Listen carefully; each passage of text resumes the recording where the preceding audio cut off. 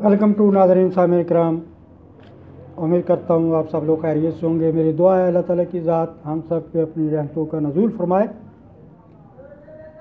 हमें इस्तग़फ़ार करने की और अमल साले नेक आमाल करने की तौफ़ीक अता फरमाए। अपने और अपने प्यारे आखिरी नबी हज़रत मोहम्मद मुस्तफ़ा सल्लल्लाहु अलैहि वसल्लम के अहकामात पर अमल पैरा होने की तौफ़ीक अता फ़रमाए। हमारी जानो माल, हमारे माशरे, महल्ले, गली महल्ले में, हमारे मुल्क में, इस दुनिया पे रहमतों का नज़ूल फ़रमाए। नाज़रीन इकराम, मेरा मौजू वो एक गार्डियनशिप जो माइनर है उसकी और नेक्स्ट फ्रेंड के बारे में बात हो रही है कि कानून हमारी किस तरह रहनुमाई करता है। पिछली वीडियो में मैंने बताया था कि अगर मुतवल्ली है, गार्डियन है, तो वो माइनर या नाबालिग मुद्दा अलैह के लिए किस तरह किरदार अंजाम देगा। अब अगर दोनों नाबालिगों के दरमियान कोई मसला हो जाता है, मुद्दई नाबालिग और मुद्दा अलैह नाबालिग जो हैं उनके दरमियान उस मसले का हल तलाश किया जाता है, अदालत करती है और उसमें अगर मसालत करनी पड़ती है, कंप्रोमाइज़ या एग्रीमेंट करना पड़ता है, तो कानून इसके बारे में हमारी क्या रहनुमाई करता है वो मैं इंफॉर्मेशन आपके सामने पेश करूँगा। उसके साथ ही आपसे गुजारिश है कि बीइंग अ लीगल कंसल्टेंट, मेरा यूट्यूब पे चैनल है आबद एडवोकेट हाई कोर्ट, उसको जो डिस्क्रिप्शन में मैंने अपने चैनल का लिंक दिया है उसको क्लिक करें, सब्सक्राइब, व्यू और लाइक करें, शेयर करें अपनी मैक्सिमम दोस्त अहबाब में। तो ये इसके लिए मेरी गुजारिश है और ये कानूनी मालूमात थोड़ा सा टाइम निकाल के ज़रूर सुना करें। फ्री ऑफ कास्ट है। खुदा ना करे जब आपको कभी कोई मसला अराइज होता है, पेश आता है, तो आप मेरे से रब्ता भी कर सकते हैं। आप लीगल कंसल्टेंट कोई भी है, वकील, उससे रब्ता करें और उस मसले का हल तलाश करें, दाद रसी हासिल करें अदालत से कानून के मुताबिक। तो रब्ता मुझसे करना है तो आप मेरे से, मेरा व्हाट्सअप और सेल नंबर सेम है, एक ही है, 0334 940 92 86। इस पर आप रब्ता कर सकते हैं। इंशाल्लाह आप सेटिस्फाइड होंगे। आपका टैक्स का मसला है, सेल टैक्स का है, बिज़नेस, कारोबारी, बैंकिंग का है, फौजदारी या दीवानी मुकदमात हैं, घरेलू, फैमिली, पार्टीशन, तलाक के हैं, कोई भी किसी किस्म का मसला है, आप मुझसे भी रब्ता कर सकते हैं। मेरा ईमेल एड्रेस भी है आबद एडवोकेट SB25@gmail.com, नंबर 0334 940 92 86। तो आइए नाज़रीन कराम, जो मैंने बात की है एग्रीमेंट या compromise between the minor parties, defendant and plaintiff, मुद्दई और मुद्दा अलैह के दरमियान नाबालिगान की जो केस चल रहा है, तो उसके गार्डियन, मुतवल्ली और नेक्स्ट फ्रेंड जो हैं वो कैसे मसालत कंप्रोमाइज़ कर सकते हैं, उस पर मैं आपको थोड़ी सी इन्फॉर्मेशन देता हूँ। कानून हमारी रहनुमाई करता है अंडर ऑर्डर 32 रूल 7 के तहत।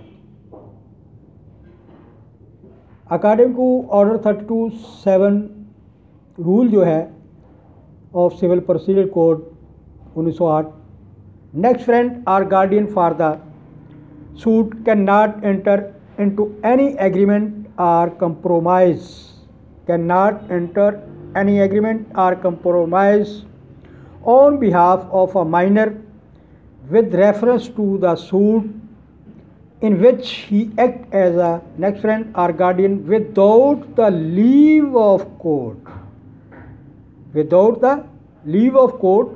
वो दोनों बाहर ही अदालत से मुकदमा करके बाहर आपस में सुलह सफाई कर लेते हैं, मामला तय कर लेते हैं। ये नहीं होगा।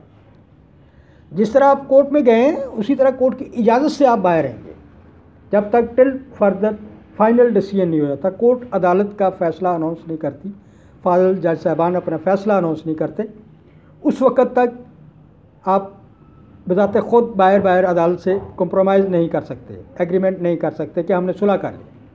उसके लिए ज़रूरी है कि आपको अदालत की इजाज़त लेना पड़ेगी। केस रेफरेंस बताता हूँ आपको, AIR 1959 बॉम्बे, पेज 260। रूल 7 प्रोबेट्स, मना करता है। रूल 7 कायदा नंबर 7 जो है इसकी इजाज़त नहीं देता, मना करता है। Any agreement or compromise without the compromise without the express leave of court, जब तक कि अदालत से वो इजाज़त नहीं हासिल करते, खुद आपस में मुकदमा मुसालहत का नहीं कर सकते, उसकी मुसालहत कंप्रोमाइज़ नहीं कर सकते। इसके लिए ज़रूरी है कि अदालत से दरख्वास्त दें कि हम जी आपस में कंप्रोमाइज़ सुलह सफाई करना चाहते हैं, वो गार्डियन हो या नेक्स्ट फ्रेंड हो, दोनों। तो तब कोर्ट इजाज़त देगी, expressly in written form order जारी करेगी। ठीक है भी, you can contract or compromise on this suit. वो एक्सप्रेस नेचर में होगा जो अदालत देगी। प्रोसीजर, तरीकाकार जो है, फर्स्ट पहले तो ये है कि एप्लीकेशन कोर्ट को देनी पड़ेगी कि इसकी फाजिल अदालत हमें इजाज़त दे। वो इजाज़त ली जाएगी। उसके बाद गार्डियन और next friend should enter into compromise. ये बहुत अहम चीज़ है कि पहले वो अदालत से इजाज़तनामा हासिल करेंगे कि हम आपस में सुलहनामी करने जाते हैं। अदालत जो है इसकी इजाज़त देगी बाकायदा तौर पे। 20A 98 पेज है, ये किस रेफरेंस है? रूल 7 की अतलाक जो है, इसके लिए केस रेफरेंस बताऊंगा आपको।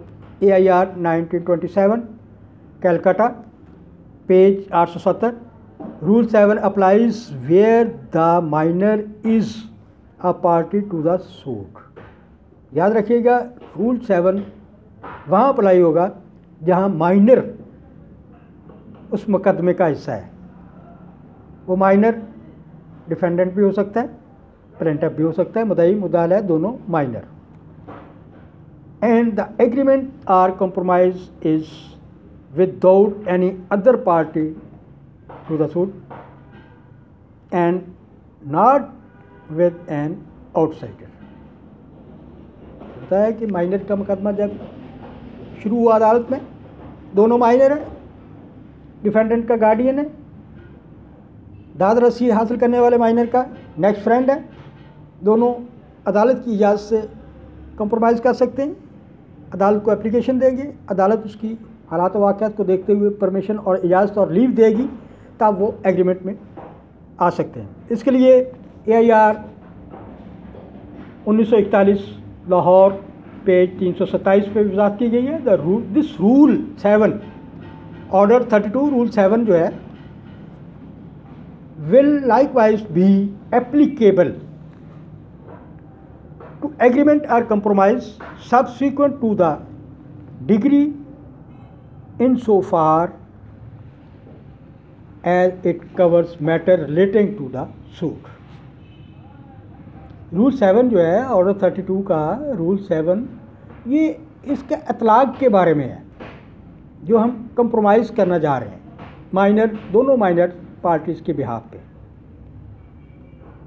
एक और केस रेफरेंस है AIR 1958